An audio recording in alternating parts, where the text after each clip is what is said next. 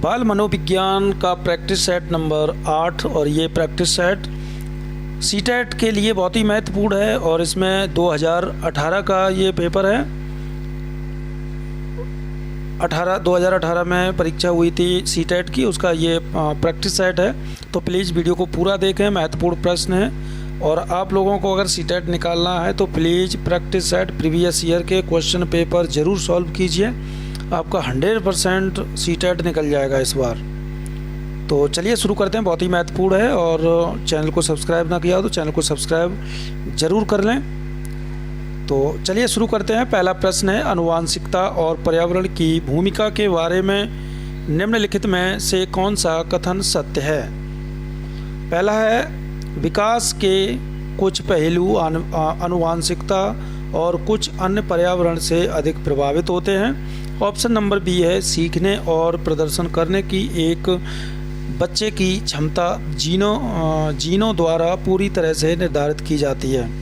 Option number सी, अच्छी देखभाल और पौष्टिक आहार बच्चे के किसी भी जन्मजात विकास को दूर कर सकता है। ऑप्शन नंबर डी, पर्यावरण केवल बच्चे के भाषा विकास में महत्वपूर्ण भूमिका निभाता है।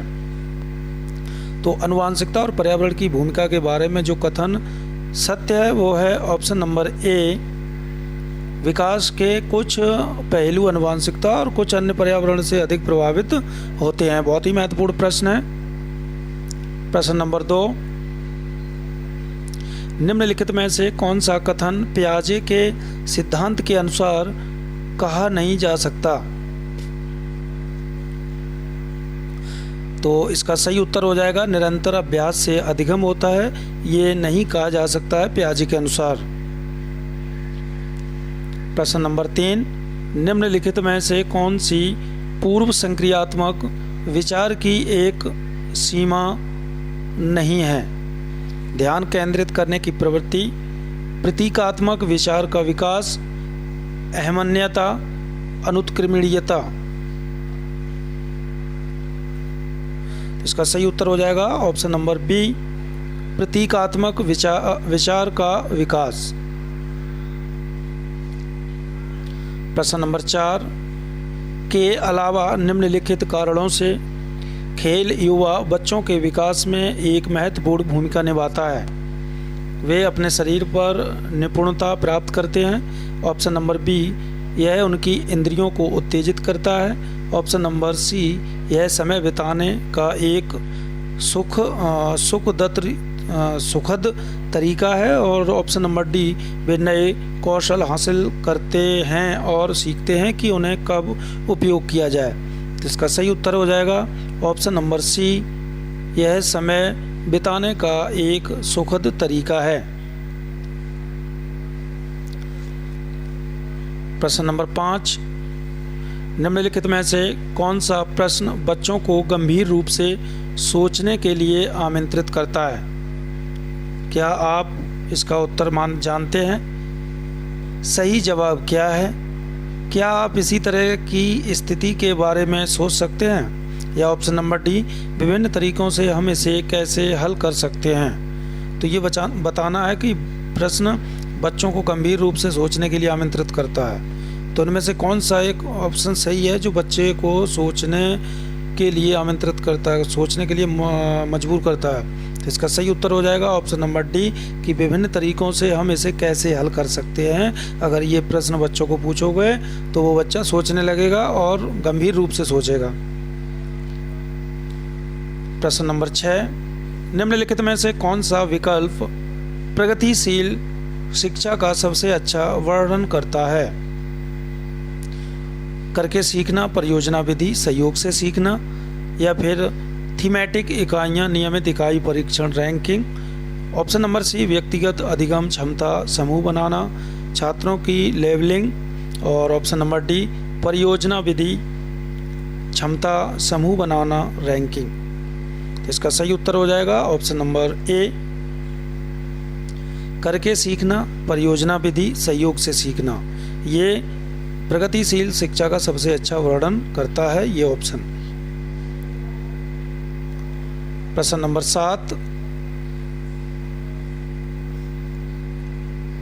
प्रगतिशील शिक्षा के बारे में निम्नलिखित में से कौन सा कथन बताता है कि शिक्षा स्वयं ही जीवन है? तो स्कूलों में शिक्षा सामाजिक और प्राकृतिक दुनिया को प्रतिबिंबित करे, ये सही है। Option number C is right answer.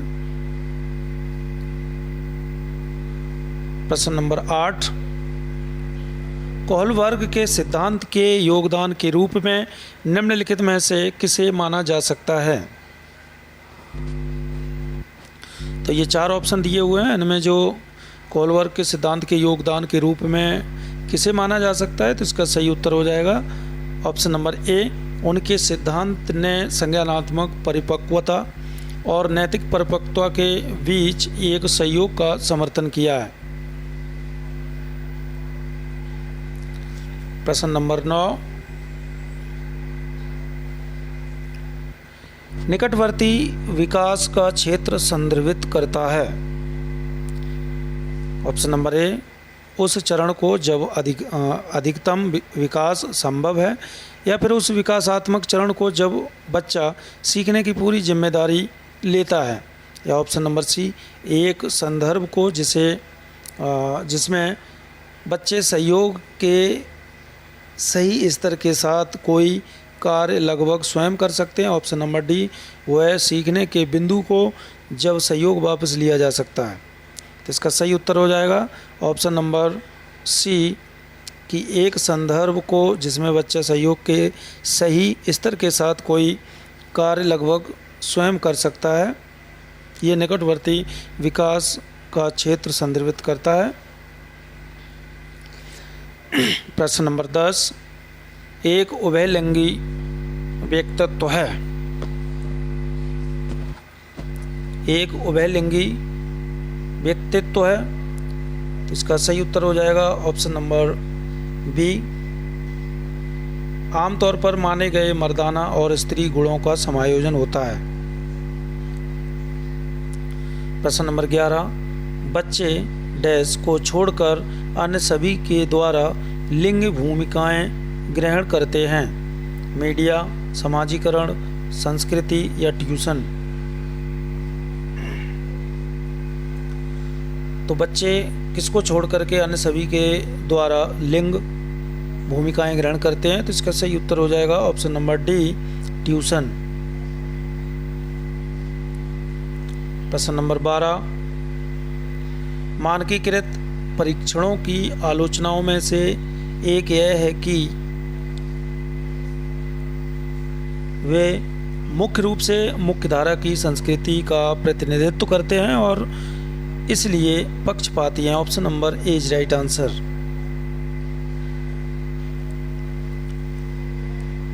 प्रश्न नंबर 13, एकाधिक बुद्धिमानी का सिद्धांत कहता है कि बुद्धि तेजी से बढ़ाई जा सकती है।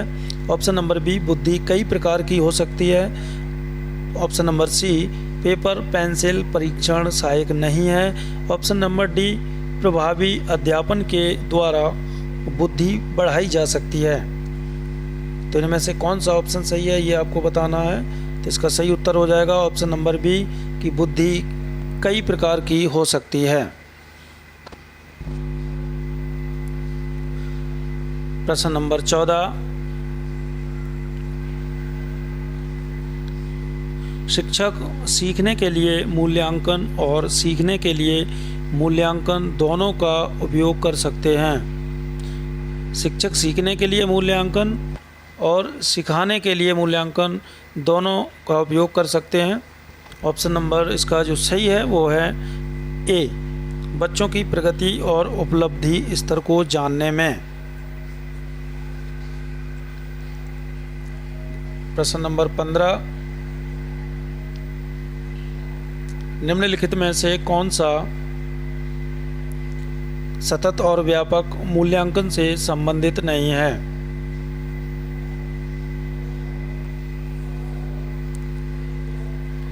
तो ये 4 ऑप्शन है, इनमें से जो सही है वो है ऑप्शन नंबर डी, निम्नलिखित में से कौन सतत मूल्यांकन व्यापक मूल्यांकन से संबंधित नहीं है? तो इसका सही उत्तर हो जाएगा डी, यह है बच्चों को धीमी, खराब या बुद्धिमान के रूप में चिन्हित करने में उपयोगी होता है। ये जो ऑप्शन है वो मूल्यांकन से संबंधित नहीं है। प्रश्न नंबर 16, बच्चों में प्रतिभाशीलता के कारण हो सकती है आनुवांशिकता और वातावरण के बीच एक अंतःक्रिया। ऑप्शन नंबर बी, एक संसाधन समृद्ध वातावरण। ऑप्शन नंबर सी, सफल माता पिता। या ऑप्शन नंबर डी, एक अनुशासित दिनचर्या। तो 16 का जो सही उत्तर है वो है ऑप्शन नंबर ए, आनुवांशिकता और वातावरण के बीच एक अंतःक्रिया जो है बच्चों में प्रतिभाशीलता के कारण हो सकती है। प्रश्न नंबर 17,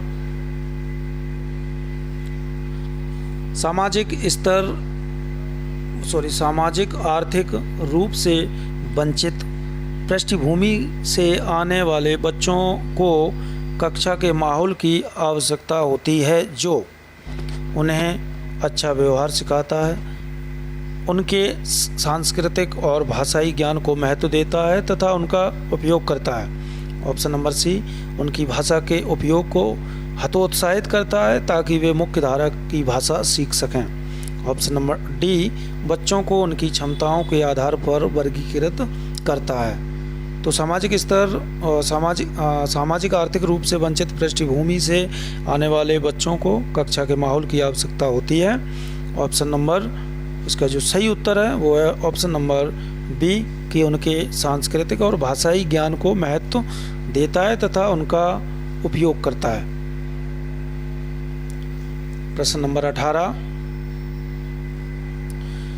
कक्षा में सृजनात्मक और प्रतिभाशाली बच्चों के लिए आवश्यक हस्तक्षेप निर्भर करता है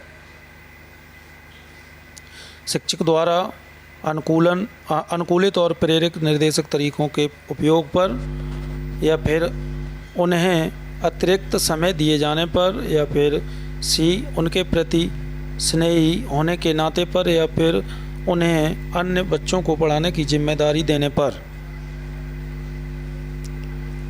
तो इसका सही उत्तर है ऑप्शन नंबर डी, कि उन्हें अन्य बच्चों को पढ़ाने की जिम्मेदारी देने पर। प्रश्न नंबर 19, अति संवेदनशील बच्चों को सीखने में मदद करने के लिए निम्नलिखित में से कौन सा तरीका उपयुक्त तरीका नहीं है? एक कार्य को छोड़ें, प्रबंधनीय खंडनों में तोड़ना, या अधिगम के वैकल्पिक तरीकों की पेशकश, या उनके दैनिक कार्यक्रम में शारीरिक गतिविधियों का समावेश, या बेचैन होने पर अक्सर उन्हें फटकार लगाना। तो सही उत्तर हो जाएगा ऑप्शन नंबर डी, फटकार लगाना। बेचैन होने पर अक्सर उन्हें फटकार लगाना, ये तरीका सही नहीं है।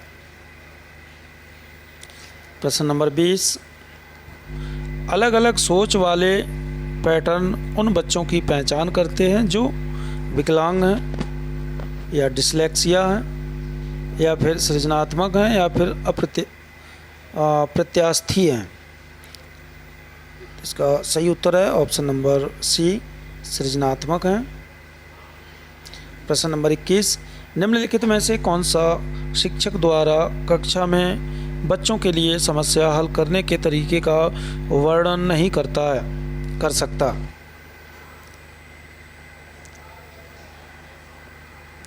तो इसका सही उत्तर हो जाएगा ऑप्शन नंबर डी, अभिसरण उत्तरों वाले प्रश्न पूछना।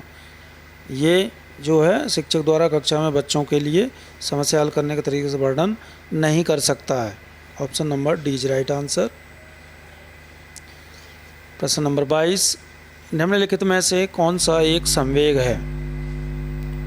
स्मृति, डर, ध्यान, उत्तेजना। तो डर जो है वो एक संवेग है। Option number B is right answer. प्रश्न नंबर 23, एक 3 साल का बच्चा बताता है कि दूध, भूत, पर एक मशीन द्वारा दूध का उत्पादन होता है। निम्नलिखित में से कौन सा बच्चे की समझ का सबसे अच्छा स्पष्टीकरण प्रदान करता है? तो बच्चा है वो दूध बूथ पर गया और वहाँ से दूध निकाला, तो वो समझता है बच्चा कि मशीन द्वारा दूध का उत्पादन होता है। तो बच्चे को उसको कैसे समझा सकते हैं, कौन सा इसमें जो ऑप्शन है बच्चे को जो है स्पष्टीकरण प्रदान करता है, ये कौन सा ऑप्शन? इसका सही उत्तर हो जाएगा ऑप्शन नंबर बी कि बच्चे का जवाब दूध बूथ से दूध खरीदने के अपने अनुभव पर आधारित है। प्रश्न नंबर 24, निम्नलिखित में से कौन सा शिक्षक की भूमिका का सबसे अच्छा वर्णन करता है? तो इसका सही उत्तर है आराम के लिए जगह बनाना, जहां बच्चे संवाद और प्रश्न और पूछताछ के माध्यम सीखते हैं, वहां पर शिक्षक की भूमिका का सबसे अच्छा वर्णन करता है। Option number D is right answer. प्रश्न नंबर 25, निम्नलिखित में से कौन सी कक्षा समृद्ध शिक्षा को प्रोत्साहित करती है? तो 4 ऑप्शन है, आप पढ़ लीजिएगा आराम से। इसका जो सही उत्तर है वो है ऑप्शन नंबर बी कि वह कक्षा जिसमें खुली गतिविधि कोने हों और विभिन्न प्रकार के बाल साहित्य खुली ताक शेल्फ में रखी हो, जो दिन के किसी भी समय प्राप्त किया जा सके। प्रश्न नंबर 26, निम्नलिखित में से कौन सा कक्षा में पाठ्य पुस्तकों की भूमिका का सबसे अच्छा वर्णन करता है? A B C D 4 option है, आराम से पढ़ के आप खुद लगा सकते हैं इसका, और बाद में देखिए कितने सही जाते हैं कितने गलत हुए। तो इसका सही उत्तर है ऑप्शन नंबर ए, वे कक्षा में उपलब्ध संसाधन और संदर्भ सामग्री में से एक हैं। Option number A is right answer.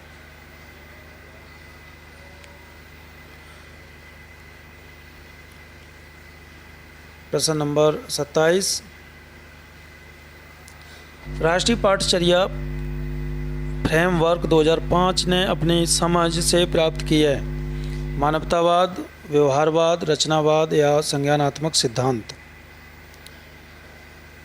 तो एनसीएफ फ्रेमवर्क 2005 ने अपनी समझ से प्राप्त की है रचनावाद। Option number C is right answer.